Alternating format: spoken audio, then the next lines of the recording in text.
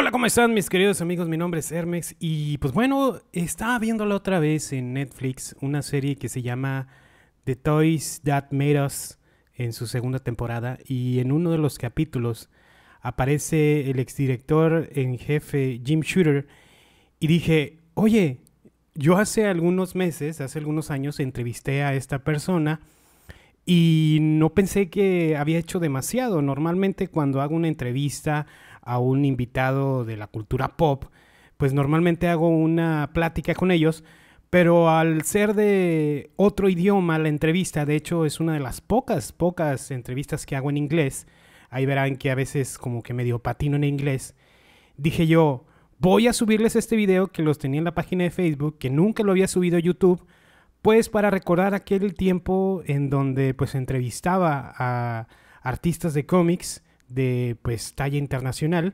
Y pues ahí disculpen en inglés, por favor, no me vayan a tirar pedradas. Al menos pues me pude defender. Y bueno, pues aquí les dejo la entrevista completa de Jim Shooter en la Convención de cómics de Intermex hace unos años. Hola, ¿cómo están? Mi nombre es Mario González y estamos aquí con Jim Shooter. How are you? Shooter. Very well, thank you. How are you? Jim Shooter es editor en jefe, bueno, fue editor en jefe de cómics. You are being editor-in-chief in what editorials?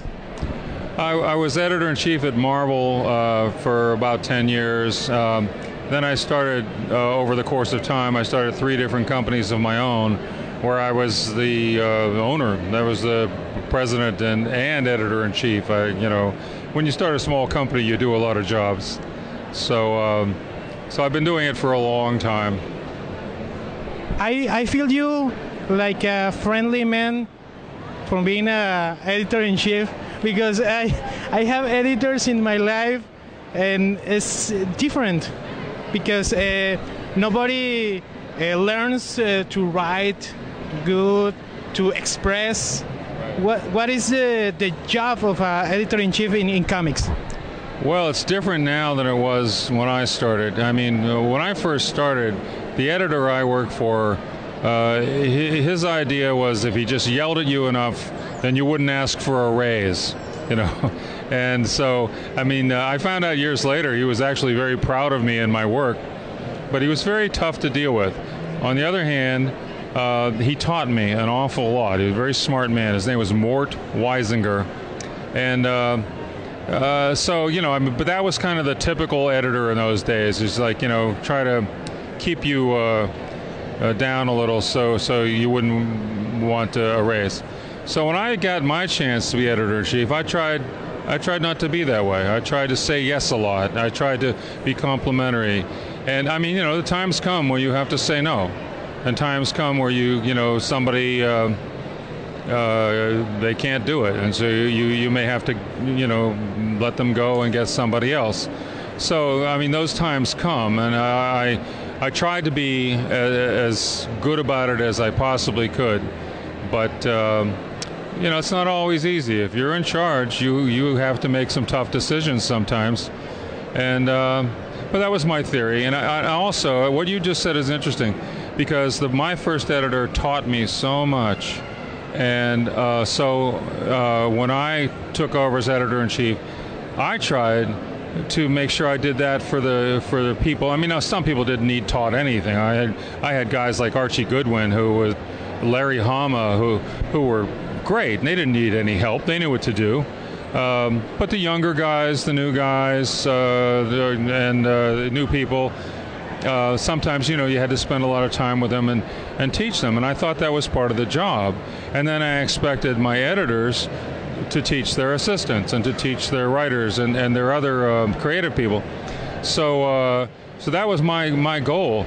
I think these days it's not so much that way. I think it's become kind of what they call a star system, where if you're Michael David Bendis, you do what you want, and they just kind of process the stuff through. I don't see a lot of people teaching anything. I don't see a lot of people editing anything. I mean, I think that it's really become kind of the editors are more just functional and they're not In my day, the editor of a comic book was like the producer and director of a film. He had to do certain business aspects. He had to keep it on schedule and keep it on budget. On the other hand, he was also in creative control. And he worked with people, ideally, who were simpatico, that got along with him, so they could make the best possible product. And now, like I say, I think it's more that the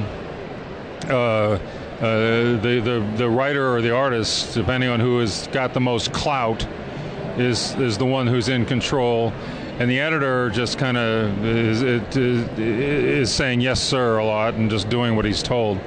So that's different. That's unfortunate too, because I feel like a lot of young people are not getting training.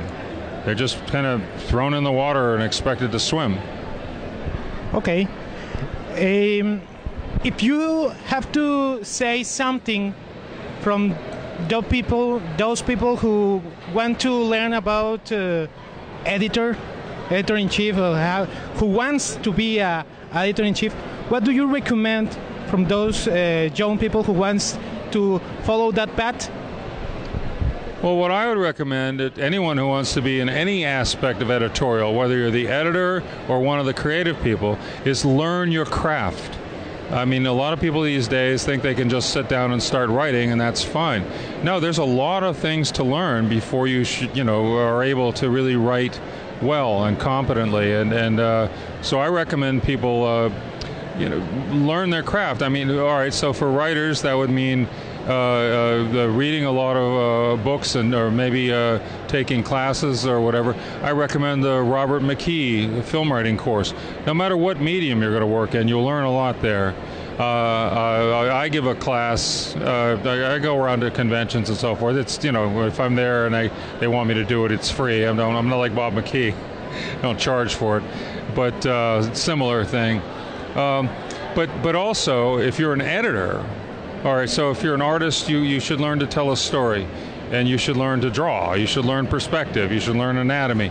If you're a writer, you should learn the architecture of the story. You should learn literary devices. You should learn your craft.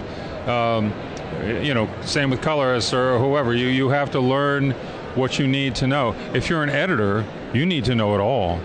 You need to have a good background in art and storytelling and writing and coloring and everything else, and also a sense of the business, so that you can manage your books, your operation, your business. And I mean, you have to be Walt Disney. You have to, you have to run the operation, but you have to also be the head creative guy, I think. And that's not easy, and it takes a while. And I was lucky. I had a couple of very good teachers. Mort Weisinger, #1, and then I worked very closely with Stan Lee for almost 12 years. Learned a lot from him. And I worked with Jack Kirby and Steve Ditko and a lot of other greats. And when they spoke, I listened. I spent a lot of time with Will Eisner. If I could ever get him talking about the craft, I listened to what he said. So you study, you learn. There aren't a lot of books and things about comics. So the nearest thing you can get, if you want to learn comics, is to read books about screenwriting and cinematography, because there are a lot of books about that, and many of the same principles apply. So I wouldn't recommend Sid Fields, because he kind of preaches the formula. But William Goldman has put out a number of books full of his screenplays where he explains what he was thinking. Those are excellent. And there are a lot of other books. There's one called I'm losing it. It's about cinematography, the lexicon of cinematography, what the word terms mean and how these things are used.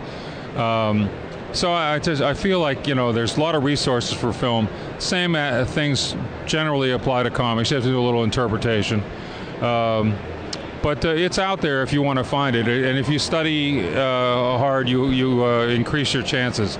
If you just walk in the door thinking you're going to be able to do it without any training, it's not going to happen. Well, thank you for your time, and one last thing to want to say to all the people who watching right now? Thank you for having me. It's been a pleasure. Ok, bueno, muchas gracias y esta ha sido una gran entrevista con el señor Jim Shooter, editor en jefe de cómics. Hasta luego.